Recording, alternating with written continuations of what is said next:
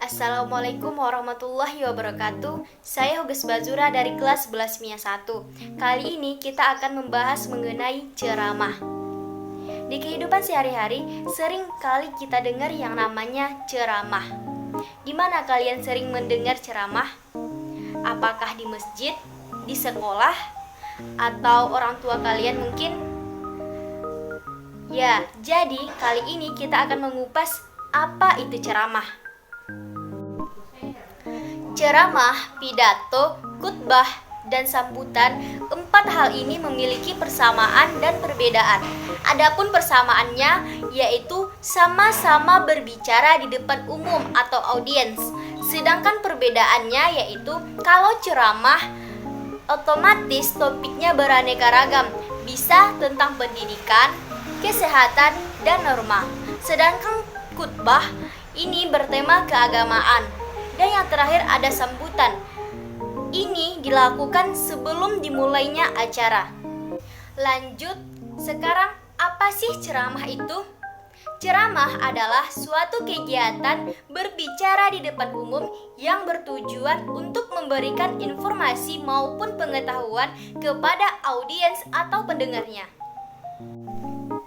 Nah, ternyata di dalam ceramah terdapat beberapa informasi yang disampaikan.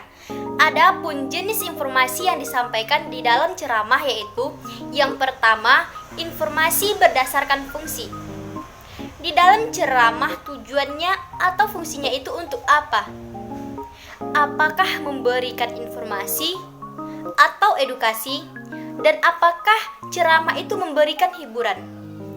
Jadi, dalam jenis ceramah tersebut nanti dikategorikan fungsinya itu untuk apa. Jenis yang kedua yaitu informasi berdasarkan format penyajian. Seperti yang kita ketahui, kalau zaman dahulu yang namanya ceramah itu pastikan secara langsung. Ya, misalnya seperti ceramah di lapangan sekolah, di kantor kelurahan, dan sebagainya. Tapi seiring perkembangan zaman, yang namanya format penyajian ceramah itu bisa melalui televisi, siaran radio, YouTube, sosial media, bahkan film kartun pun bisa menjadi salah satu media untuk berceramah. Lanjut yang ketiga yaitu informasi berdasarkan lokasi peristiwa. Dalam berceramah itu biasanya dibedakan lokasinya. Apakah dalam bentuk lingkungan kecil seperti kelurahan, RT, sekolah, atau dalam lingkungan besar seperti kecamatan, atau lebih tinggi lagi kabupaten, dan seterusnya. Yang keempat yaitu informasi berdasarkan bidang kehidupan. Dalam kehidupan manusia terdapat banyak sekali bidang-bidang seperti bidang kesehatan, bidang pendidikan, bidang sosial, ekonomi, politik, dan sebagainya. Nah, yang terakhir yaitu informasi berdasarkan bidang kepentingan. Jadi, kepentingan dari ceramah itu untuk apa? Apakah untuk ketertiban lalu lintas? Apakah untuk bidang usaha? Atau cara, tips atau trik?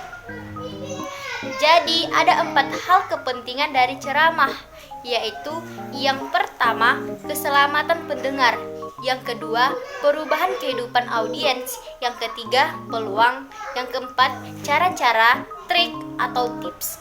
Sekarang struktur atau bagian dari teks ceramah, yaitu yang pertama, pendahuluan atau yang sering disebut dengan tesis.